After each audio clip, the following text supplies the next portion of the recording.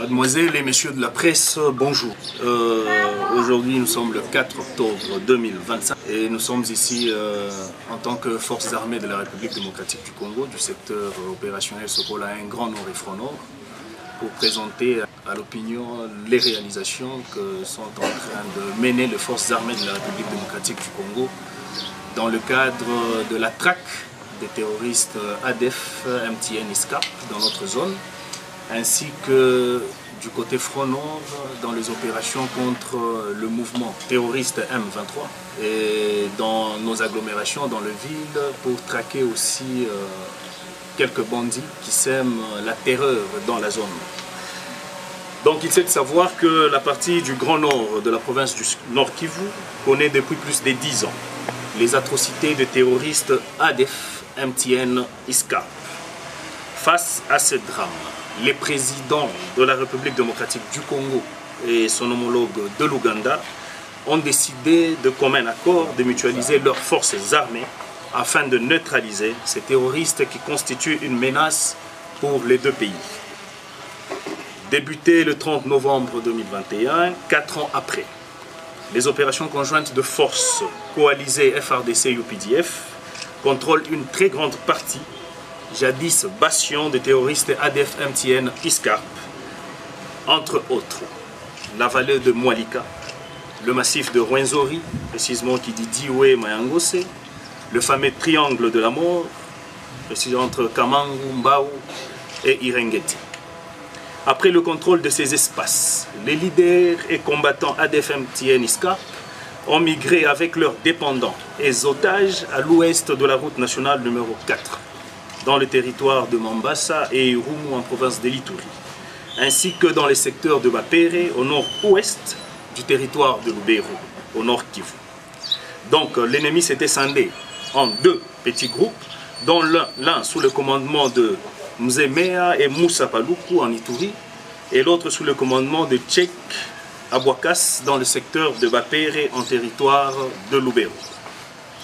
Conformément à l'ordre opérationnel de la mutualisation de forces initialement convenue entre les deux parties, c'est-à-dire les forces armées de la République démocratique du Congo et les UPDF, le champ des opérations de forces ougandaises était juste la partie est de la RN4. C'est-à-dire que le UPDF ne devrait pas traverser le côté ouest de la route nationale numéro 4, côté où l'ennemi avait migré et jadis zone d'action de forces de Nations Unies, MONUSCO précisément. Pour pallier à cette décision, une réunion a eu lieu entre le chef d'état-major général des deux armées, c'est-à-dire des forces armées de la République démocratique du Congo et de l'Ouganda, afin d'élargir la zone d'action des forces ougandaises avec comme mission la poursuite de l'ennemi. Suite à la menace rwandaise, sous couvert des supplétifs AFC M23 dans le Petit Nord, et précisément dans le Rutshuru, une grande partie de militaires qui étaient dans la traque de ce mouvement terroriste a été prélevée en vue d'aller renforcer le front à Rwindi, laissant presque un vide et un relâchement dans la traque des ADF, MTN, ISCAP. C'est ainsi que l'ennemi, ADF, MTN, ISCAP, de lui dont on parle, profitant de cela, a pu regagner en petits groupes scindés notre zone d'action et a recommencé à s'aimer terreur et désolation à ce jour. Face à cette situation, avec l'avènement à la tête du secteur opérationnel Sokola 1 Grand Nord et Front Nord du général de brigade Mugisha Muleka Joseph, un redéploiement important de forces armées de la République démocratique du Congo en profondeur a été observé en vue de traquer ces terroristes et éviter qu'ils se réorganisent de nouveau. D'où la présence et la continuité des opérations conjointes dans le secteur de Bapere, précisément axe Diapanda-Mangurujipa, ainsi que le tronçon Oicha-Irengeti-Luna-Komanda, ainsi que l'axe Oicha-Mamouvé-Béou-Manyama. L'exercice de ce jour est de présenter à l'opinion publique un échantillon de quelques terroristes ADF, MTN, ISCAP en tant que secteur opérationnel. À part la menace terroriste ADF, MTN, ISCAP, nous avons aussi la menace rwandaise à travers sa brigade avancée AFC M23. À cela s'ajoutent des groupes armés locaux réfractaires réfractaires au processus du RAD, qui, de fois, attaquent les forces armées de la République démocratique du Congo dans leur dos et sèment aussi la terreur tout en troublant la population. Donc, ce sont les différentes catégories que nous aurons à vous présenter aujourd'hui. Et parmi ces catégories, nous devons aussi vous signaler qu'il y a suite aux différentes opérations en profondeur qui sont menées par la coalition FARDC-UPDF. Il y a aussi un nombre important des ex-otages qui ont été libérés par cette force conjointe. Et ces ex-otages sont aussi ici, vous seront aussi présentés et après, normalement, ils seront remis auprès de la société civile pour leur réintégration au sein de la communauté.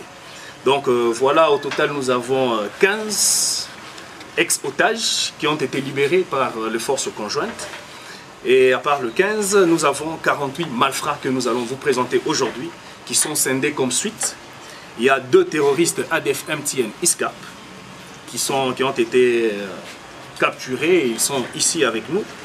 Il y a 4 collaborateurs ADF MTN ISCAP. Il y a 23 collaborateurs M23 RDF AFC. Il y a 16 combattants rendus M23 AFC RDF qui sont venus avec plusieurs effets, entre autres tenues RDF et quelques armes AK-47 qui sont là que vous allez voir. Et il y a aussi 2 criminels très dangereux qui ont été aussi arrêtés dans notre zone de responsabilité. Et parlant des groupes Maï-Maï réfractaires, il y a aussi un élément Maï-Maï hostile qui a été aussi capturé et il est ici avec nous.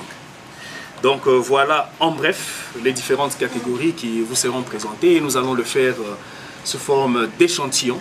Pourquoi? Parce qu'ils sont très nombreux, on ne peut pas perdre tout le moment ici pour vous le présenter. Donc nous allons passer directement à la présentation de ces malfrats.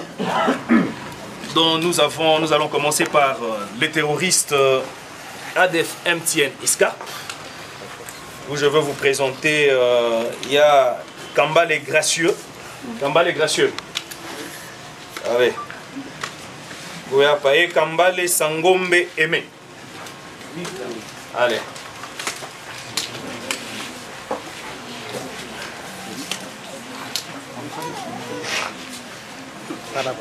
Ici, je vous présente M. Kambale Gracieux. Et là, je vous présente M. Kambale Sangombe Aimé. Les deux ont été arrêtés en ville de Butembo, le 11 septembre, en provenance de la forêt de Mayeba. Et ils étaient envoyés par M. Tchèque Abouakas, alias Hassani Djoundi, qui les a dépêchés et chargés d'aller récupérer un colis à Butembo, et ces colis provenaient de la ville de Goma. Et ils étaient allés récupérer, ensemble, ils avaient pour mission d'aller récupérer les explosifs que vous avez vus là. Et qu'est-ce qu'ils font avec ces explosifs? Une fois qu'ils ont ces explosifs, ils vont les acheminer auprès de leur chef qui les avait envoyés à Bouakas. Et ce sont ces explosifs que les ADF utilisent pour aller placer comme piège et où il y a vraiment beaucoup de gens et ça explose et les gens meurent. Donc voilà la mission que ces deux avaient en tant qu'ADF. Et aujourd'hui, nous vous le présentons pour que vous puissiez au moins savoir que le secteur opérationnel Sokola a un grand nord et front nord. Par ces ADF, nous avons des collabos. Des collabos ADF. Ils sont 4 comme je l'avais dit, mais je vais vous présenter juste un échantillon des deux, dans la personne de Kaumbu Zacheri. Kaumbu Zacheri, Kaumbu Tuliza Zacheri. Allez. Quoi? À vous, les Roger. Allez, ma femme bio.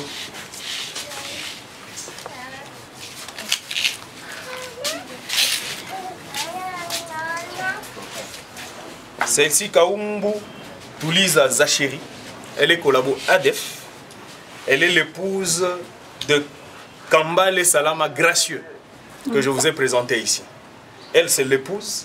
Elle avait comme mission où elle était, c'est elle qui était en train de recevoir, d'accueillir les nouvelles recrues, afin de les acheminer vers leur lieu de radicalisation, en tant qu'épouse de Kambale. Et puis Kasereka Moussavouli, il est de Mangurujipa. Lui, il a été arrêté en date du 10 septembre 2025. Il a été l'un des collaborateurs clés dans le massacre de Ntoyo. Le massacre où il y a eu plus de 64. Donc il a été l'un des acteurs aussi clés en tant que collaborateur ADF. Donc là, nous allons passer aussi à quelques collaborateurs terroristes M23 ADF AFC. Et là, je veux vous présenter Mumbere Tuvere. Mumbere Tuvere. Et Horizon Mukamba. Mumbere Tuvere, ici présent. C'est un agent de renseignement qui a été formé par le M23 RDF. Il était basé avant à Kanyabayonga et il a été intercepté par nos services le 13 juillet 2023. Et l'intéressé avait comme mission de s'infiltrer dans la zone qui est contrôlée par le gouvernement de la République démocratique du Congo afin de fournir des informations auprès de sa hiérarchie de M23 AFC RDF. Et lui aussi, il a été toujours dans cette mission en tant que... Parce que lui, après avoir fini sa formation politico-militaire M23 AFC à Kirumba, l'intéressé motard de son état sera dépêché au compte du M23 pour récolter les informations dans la zone qui est contrôlée par le gouvernement et il sera arrêté le 31 juillet 2025 par nos services à l'entrée de la cité de Lubero. Et il était en route pour Butembo. Donc lui aussi c'est un collaborateur. Et il a été arrêté aujourd'hui, je vous le présente auprès de médias. Il y a Kavira Nzama Merveille. Kavira Nzama Merveille. Kavira Nzama Merveille, ici présent. Elle a été arrêtée par nos services en ville de Butembo le 12 septembre 2025. Sur dénonciation d'une habitante de là, pour l'avoir surpris en train de communiquer avec un cadre M23 RDF nommé Akizimana Faustin. Et le numéro, nous l'avons. Donc, elle était en collaboration avec ces cadres M23. Et après interrogatoire, elle a accepté. Donc, elle est passée aux aveux. Et aujourd'hui, je vous le présente, elle est aussi parmi le collabo M23 AFC RDF. Et à part ça, nous avons quelques rendus. Donc, ils étaient combattants M23, mais ils se sont rendus. Et parmi eux, nous allons vous présenter Kakule Abdoul. Je vous présente Kakule Abdoul et Anyonga Adjanga Meshak.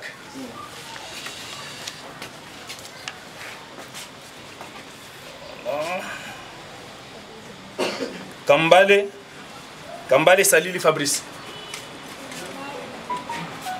Voilà. Eux sont des ex. Donc eux sont des combattants. Combattants M23 qui se sont rendus auprès de forces armées de la République démocratique du Congo. Et aujourd'hui, ils sont avec nous. Par exemple, Kambale Abdoul. Abdoul est né dans la localité de Kibirizi, dans le territoire de Rutshuru. Enseignant de son état, Kambale Abdoul a eu une formation au niveau du CI de Tchanzu pendant 6 mois. Et l'intéressé qui est ici présent a appris plusieurs cours militaires. Il s'est échappé le 16 septembre 2025 car il a été recruté par la force. Donc après avoir été dans plusieurs opérations, il s'est dit, donc il s'est donné réellement la voix à la raison. Et il a dit que non, je dépose et je retourne auprès des forces armées de la République démocratique du Congo. Voilà pourquoi il est arrivé en notre possession. Ils sont là, habillés en leur tenue de RDF M23 AFC. Voilà. pouvez rentrer. Et comme je l'ai dit, à part ces gens ici, il y a de Maïmaï réfractaires au processus qui a été lancé par le président de la République, chef de l'État.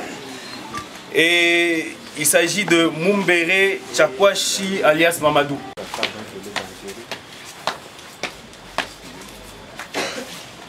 Celui que vous voyez là, c'est un Maïmaï réfractaire. Donc il était en train d'opérer dans le territoire de Lubero.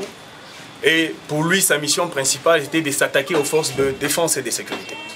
Et de s'attaquer aussi aux VDP, aux volontaires pour la défense de la patrie, qui travaillent avec les forces armées de la République démocratique du Congo. Et non, pas seulement cela, il était aussi là en train de traquer la population, tout en violant la population, voler, ravir des trucs. Donc, il a mis des gens très mal à l'aise. Et grâce aux efforts de forces armées de la République démocratique du Congo, il a été maîtrisé. Et aujourd'hui, il est ici parmi nous. Et à part ça, il y a deux criminels très dangereux. À la personne de Mumbere Mulingwa. Mumbere Mulingwa. Et Kambale Vuito Delphin. Upanda.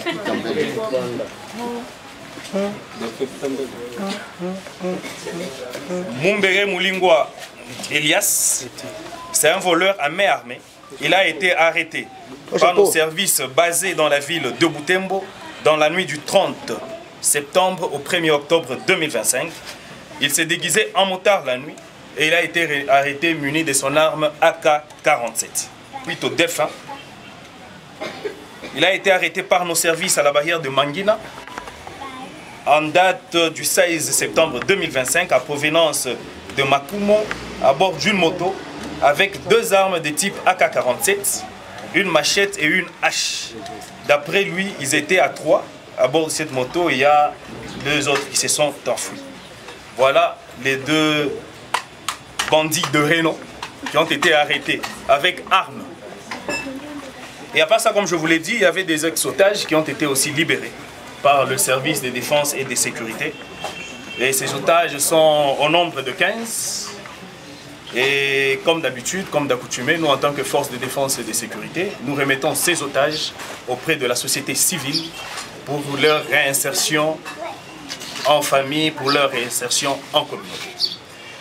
Et ici, il est de notre devoir, en tant que force armée de la République démocratique du Congo, de passer un message important à la population congolaise, et précisément à la population du Grand Nord. Les forces armées de la République démocratique du Congo, sous le commandement du général de brigade Mungisa Mouleka Joseph, ne ménagent qu'un effort pour sécuriser la population de la ville, territoire de Beni, territoire de Lubero, ville de Beni, ville de Butembo. Et la seule chose que nous demandons à la population, c'est de collaborer avec les forces de défense et de sécurité. Pourquoi? Parce que la plupart de ceux qui sont ici ont été appréhendés grâce à cette collaboration. Il y a les gens qui ont pris le risque de dénoncer. Et après avoir dénoncé, les services de sécurité se sont mis en marche, utilisant plusieurs manœuvres pour arrêter ces malfrats qui n'ont qu'une seule mission, de semer la terreur et la désolation dans le chef de la population congolaise. Donc à la population de collaborer avec son armée et d'être très vigilant. Pourquoi? Parce que l'ennemi nous infiltre. Que ce soit du côté M23, ils nous infiltrent, mais ils n'arriveront pas au bout de leur mission car nos services sont aux aguets. La population du Grand Nord est une population qui est résiliente et ils sont prêts réellement à défendre leur pays. Et du côté ADEF, ils ont déjà injecté leurs agents dans la population. Pourquoi? Parce que aucune manœuvre des ADF ne peut réussir s'ils n'ont pas des gens dans les grandes agglomérations. Donc, dans les grandes agglomérations, ils sont là, comme je vous l'ai présenté ici. Il y a de ceux qui collaborent. Vous n'allez même pas croire, c'est une personne très douce, tout ça, mais collabore de ADF, MTN, ISCAP. Donc, à la population d'être vraiment vigilante, de faire confiance en son armée, l'armée ne ménage aucun effort pour sécuriser sa population. Parce que c'est là notre mission. Donc, sans cette population, nous ne sommes pas. Et si nous sommes là, nous sommes prêts à défendre la population, nous sommes prêts à défendre l'intégrité du territoire national et ensemble, comme un seul homme, nous devons mettre un terme à ce terrorisme. Tels sont les messages de forces armées de la République démocratique du Congo lancés en ces jours. Et à vous tous, madame et messieurs de la presse, nous vous remercions.